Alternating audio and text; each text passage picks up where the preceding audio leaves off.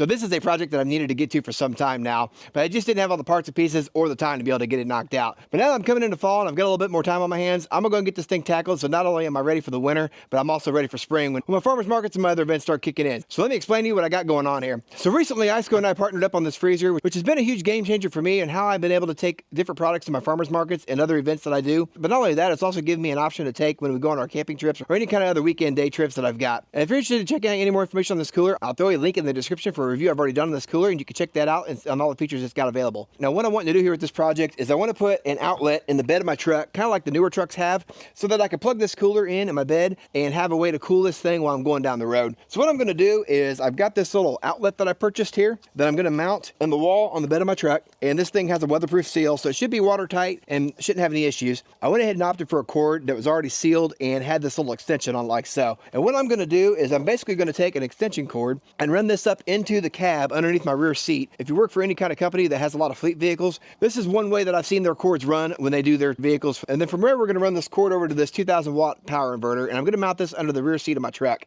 Now, this inverter was actually also supplied to me to try out and test by Ampeak. So I want to thank them for supplying this product and helping making this video possible. To get this thing installed, what we're going to do is I've got some 1/0 gauge wire that I purchased, and I got my power and my ground. Now, I've already got some of the work already done for me ahead of time because probably close to 10 years ago, I installed a couple amplifiers in this truck for my sound system, and I've actually got one place still on the distribution block that I can run this wire in. So normally what you would probably do on this is run your wires from your battery to either a circuit breaker or some kind of a fuse, and then straight back to your inverter. I'm actually going to tap into my distribution block that I've already got because the wire coming off my battery is already beefy enough to handle not only my amplifiers, but this wire as well. And then we'll run this straight from the distribution block, which is under my center console, to this power inverter. Let's run to the truck now and I'll show you what we got going on there. So essentially what I want to do is I'm going to put this power inverter right here tucked up underneath the seat. And I've got 3 separate plugins right here on this thing, as well as a 12-volt adapter as well. That's going to work out really handy because I can plug that extension cord into one of these outlets, leave that thing plugged in full time, so I've always got power in the bed of the truck. And then I've also got 2 separate outlets that I can use as well if I need to charge drill batteries, laptops, things of that nature.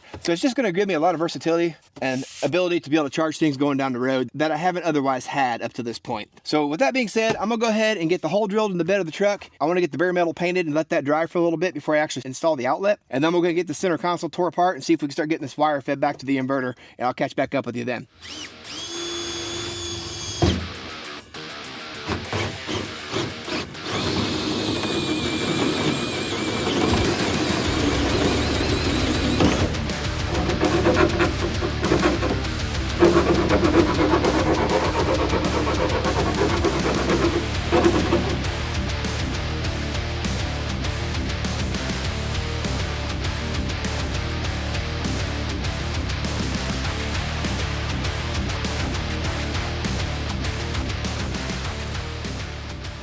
Okay, so I went ahead and ran my 1/0 gauge cables off camera just because I knew it was going to fight me. This truck always does anytime I take it apart. That's just the nature of having an older truck. So I ended up breaking a couple seat bolts. I'm going to have to deal with that a little bit later. And my carpet is basically falling apart. So I'll have to decide if it's worth my time to try to find a replacement carpet, but it's literally just shredding as I pull on it. So I'm going to go and get this inverter installed. I got the extension cord ran out to the bed and it's ready to plug into this inverter. So I'm going to get my ring terminals on and get these things put in place. And I'll throw a couple heat shrinks on there as well. And I'll leave a link in the description for all these parts that I'm using. So everything I'm pretty much using for this install, I was able to pretty much source on Amazon, which makes it pretty easy. So that being said, I'm gonna go ahead and get this thing stripped back and get it ready to put on. I'm actually gonna cut that down just a little bit, make that a little bit shorter. The one downfall that I can see to this power inverter, which is just something you gotta be a little bit more aware of when you're running something like this, is when you do have this powered on, you've got to remember to turn it off. I wish it had a remote switch or some kind of a way that it would time itself out. I don't think it does. So that is the one downfall to this unit, is if you forget to turn it off, you will probably more than likely come out the next morning and have a dead battery. As long as you stay on top of turning this thing off and remembering, you'll be good to go. And that's really honestly with any power inverter that I've seen anyways. If you don't own one of these hydraulic presses, I'm gonna go ahead and tell you right now, you don't know what you're missing. If I could find a comfortable spot to be in here, this would be great. Just like that. That dude's on there, ain't going nowhere now.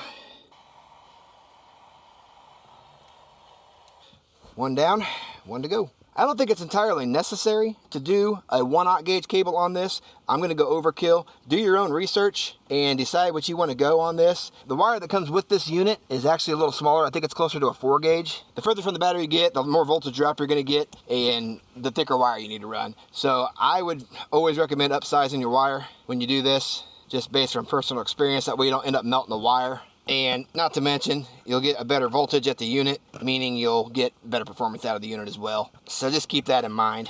Nice thing about this wire is it's extremely flexible as well, so it really does move and bend really well. So we'll see how it performs. I've never used this brand before, but I don't think it'll be a big issue. It's inside the truck anyways. It's not going to see moisture.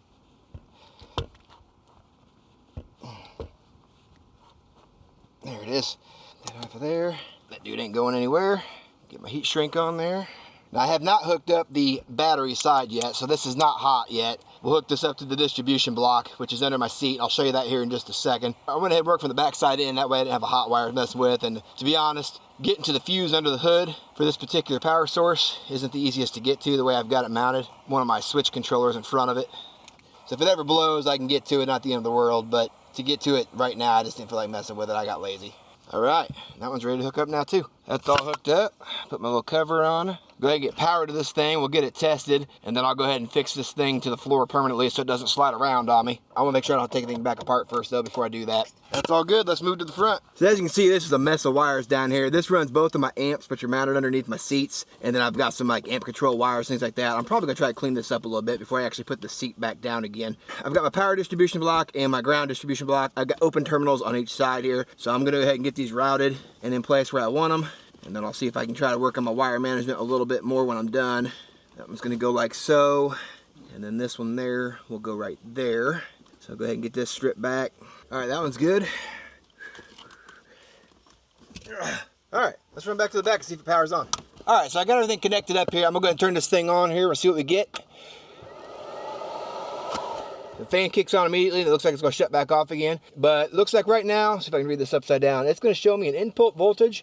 So show me right at 12 volts at 83 degrees. So it actually measures temperature as well. It's going to give me an output voltage as well. Tell you what, let's go ahead and hook up a drill battery real quick. I want to see what kind of juice this thing pulls right off the inverter here.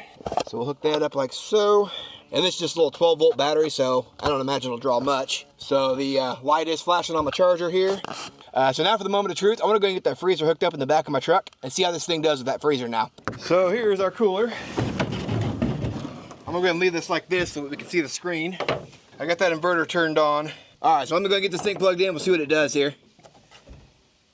And it's powering on. And we are off and running. And the cool thing about this ICECO freezer is it's got a max mode and an eco mode. So I want to save some power consumption and maybe a little less drain on my battery. I can knock this down to the eco. Now we're running on this eco mode and it should consume a little bit less power. So while I'm sitting here and the truck's not running, that's going to be a lot less demanding on the battery. So I think that's it. All I really got left to do is button this thing up and I'm good to go. I've got a power outlet in the bed of my truck now. 2,000 watt inverter at my disposal that I can use for whatever I need to do. And honestly, that really only took me a couple hours to install. But if you had to do this, run it straight from the battery and through the firewall of your vehicle, it's going to take you just a little bit longer. I had that advantage where I didn't have to worry about that this time around. I'd already done that work years ago. But even then, 2 to 3 hour install, you got yourself a nice power inverter, get yourself an outlet in the bed of your truck. You can run a cooler, drills, you name it. Everything's right here ready to go. Hopefully that's somewhat helpful for you guys. Appreciate you taking the time to watch. I'll leave links in the description for everything I used on this install, including that Ampeak 2000 watt inverter and this ICECO freezer. And actually, if you're interested in any of the ICECO coolers, whether it be this model or any of the other models on their website, I've got a coupon code that I'll leave in here as well. So I'll save you 12% off their website. So feel free to check that out and see if there's a cooler that might fit your needs on there as well. Other than that, that's all I've got for you on this one today, guys. Appreciate you watching, and we'll catch you guys on the next one.